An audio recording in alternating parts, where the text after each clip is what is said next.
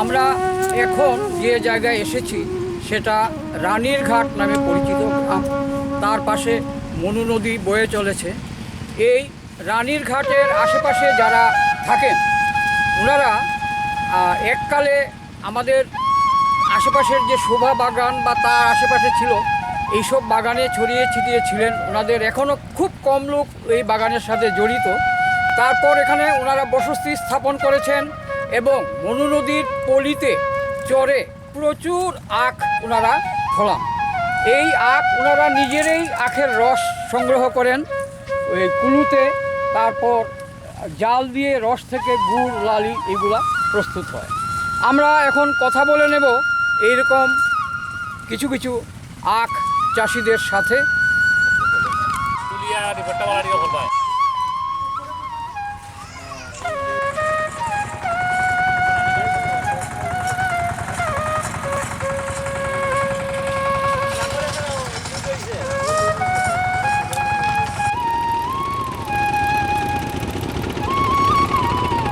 এই রানীর যে ঘাট আশেপাশে যে গ্রামবাসীরা থাকেন ওনারা অ্যাকচুয়ালি বাগান শ্রমিক ছিলেন, একসময় চা বাগান শ্রমিক। সেই কাজ থেকে ওনারা ক্রমে ক্রমে এখানে বসতি স্থাপন করেছেন এবং এই মনু নদীর পলির চরে ওনারা আখ ফলাচ্ছেন। দুইটা চারটা চিপাইলে খাইতে পারতো না, না খাইয়া বুঝাইতে পারে না, তাকে বিকালে খাওয়াইয়া বুঝাই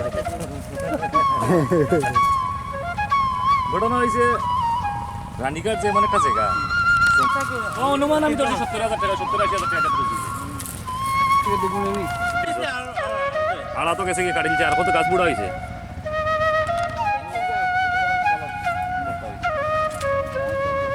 না এই বছর বেশি হয়েছে। এই জায়গা তো বান্দর থাকি বান্দর লাগে খালি বাচ্চা।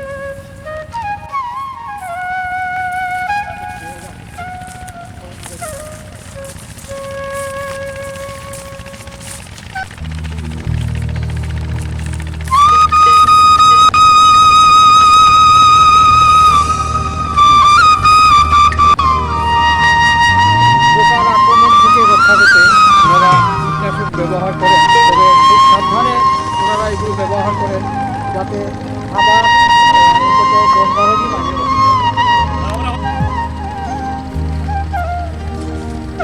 লঙ্কা ক্ষেত, বেগুন ক্ষেত, পাশাপাশি দূরে দেখা যাচ্ছে লাউয়ের মাচা। এই লাউয়ের মাচানে আমরা দেখতে পাচ্ছি নম্রলতা, কিছু কিছু ফুল ফুটে আছে এখনো, যদিও এই লাউয়ের সময় প্রায় শেষ। অনেক ফসল এবার ওরা পেয়েছে।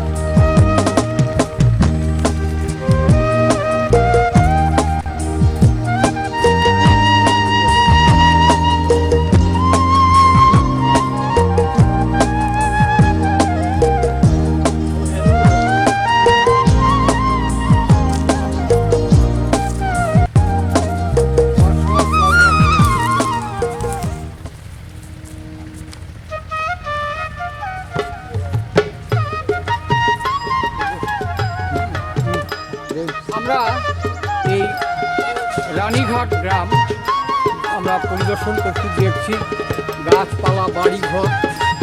এখানে সেই পুরানো দিনের কিছু কিছু স্মৃতি, যে ত্রিপুরার বাঁশ যে বেড়া তৈরি হয়, এখানে চাম্পা কাম্পা বেড়া, আবার সোজাসুজি বাইনের বেড়া এখানে ব্যবহার করা হয়। আপনারা সামগ্রীগুলো দেখুন, এখানে ইট, বালি, টিন, পাশাপাশি এই বাঁশও ব্যবহার করা হচ্ছে ওদের দৈনন্দিন জীবনে। এবং আমরা দেখতে পাচ্ছি এখানে পরিবহনেরও যে লোকাল ব্যবস্থা বা কমপ্লেন গাড়ি সেগুলো আসছে, কিন্তু রাস্তার অবস্থা অত্যন্ত বেশি। আমরা দেখছি এখানে আরেকটা সরকারি ঘর হচ্ছে, যেটা দেওয়া হয় স্কিমে। কাজ ভালোই হচ্ছে, আমরা একটু আগে দেখেছি। আমরা এখন একজন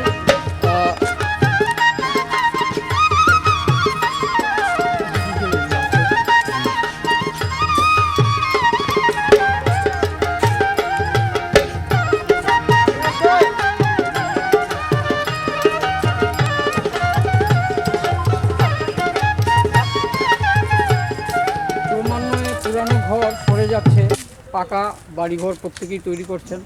এখানে খড় যেমন সংগ্রহ করা হচ্ছে, কাজ চলছে। আমরা দেখতে পেয়েছি এখানে পাকা কুয়ো আছে, জলের স্তর কতটুকু আমরা একটু পরে দেখব।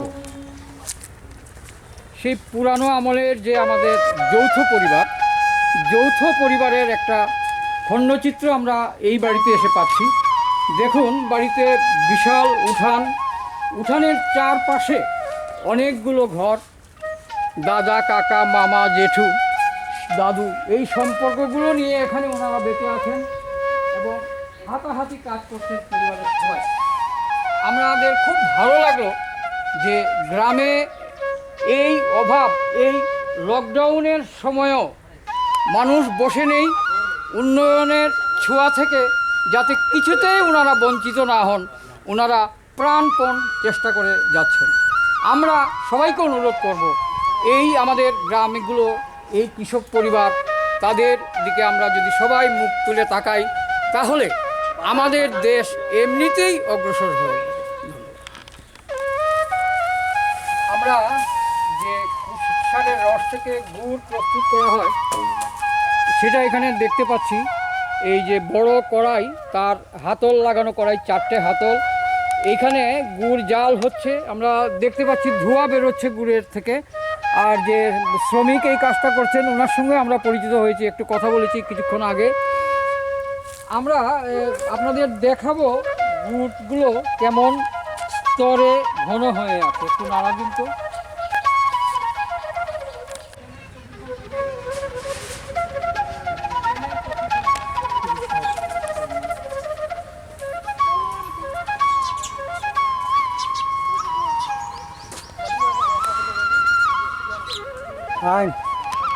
স্তর, টিলার উপরে ওদের বাড়ি। দেখুন আপনারা, এই যে রিং অয়েল, সেটা কত নিচে নেমে গেছে, কম করে হলো 30-35 ফুট হবে। বালতি দড়ি দিয়ে ওনারা জল উঠান এখান থেকে, তবে জল ভালো আছে। আমরা যে কুশারের রস থেকে গুড় প্রস্তুত করা হয়, সেটা এখানে দেখতে পাচ্ছি। এই যে বড় কড়াই, তার হাতল লাগানো কড়াই, 4টে হাতল, এইখানে গুড় জাল হচ্ছে। আমরা দেখতে পাচ্ছি ধোঁয়া বেরোচ্ছে গুড়ের থেকে। আর যে শ্রমিক এই কাজটা করছেন, ওনার সঙ্গে আমরা পরিচিত হয়েছি, একটু কথা বলেছি কিছুক্ষণ আগে। আমরা আপনাদের দেখাবো গুড়গুলো কেমন স্তরে ঘন হয়ে আছে।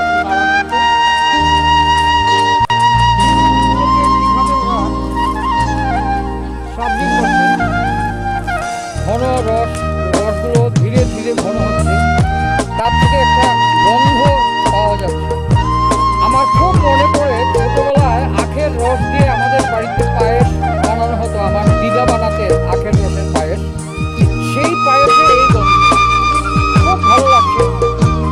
এই গুড়ের কড়াইয়ে যে দেখছেন আপনারা ফেনার মতো জিনিস, এইগুলো খেতে অত্যন্ত সুস্বাদু, চকলেটের মতো খেতে লাগে। আমরা ছোটোবেলায়